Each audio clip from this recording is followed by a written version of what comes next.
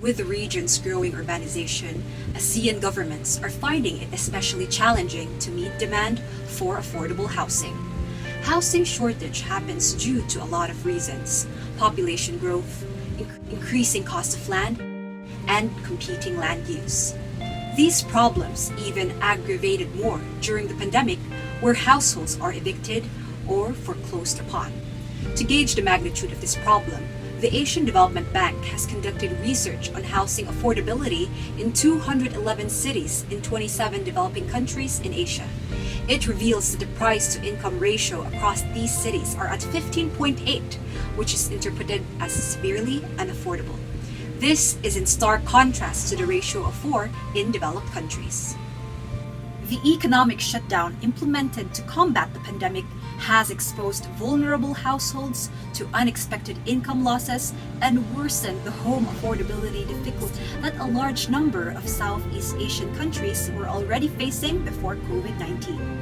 According to a report published by OECD, households that already struggled to make ends meet before the crisis now face the risk of material deprivation, including the inability to honor rent and mortgage payments.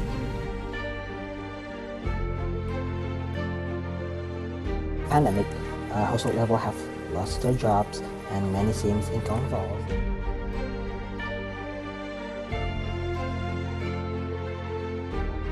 South Asia has been particularly badly hit. The devastating impact of COVID-19 on employment and livelihood in Asia, with the poor and vulnerable, including women, migrant workers, and daily wage labor, hit the hardest. The region was already making good stuff, furthering progress toward the sustainable report goals, but the pandemic just made a huge setback on it.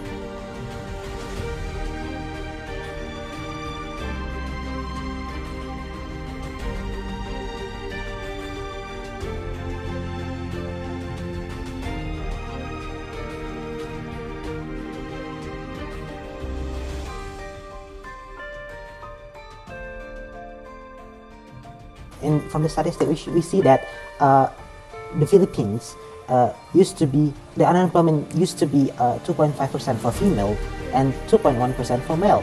But in 2020, it became 3.4% for both women and men. This substantial increase in unemployment in the Philippines is clearly related to the pandemic and lockdown. Unemployment levels usually have been hovered around 2.5% in the Philippines over the past 5 years, according to the earlier data. We have several housing policies in ASEAN countries. However, none were quite as successful like Singapore's.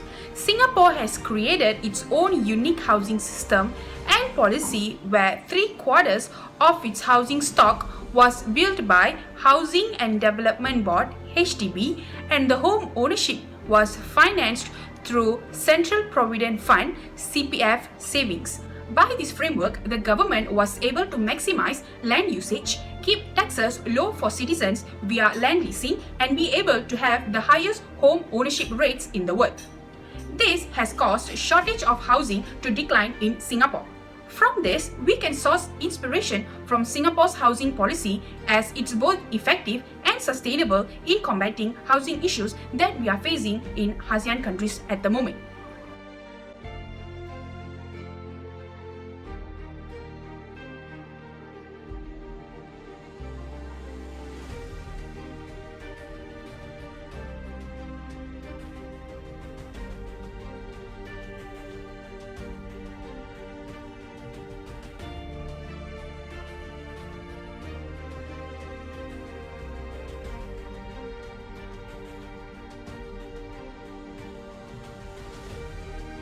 We all must do something to prevent climate change through making a better job and environment for living. We can create a better world. If we can make a better job for everyone and also cheapening the house prices, we can reduce the amount of slum area in the city and achieving a sustainable cities in order to live a better lifestyle, not just for us but also for the future of our Mother Earth.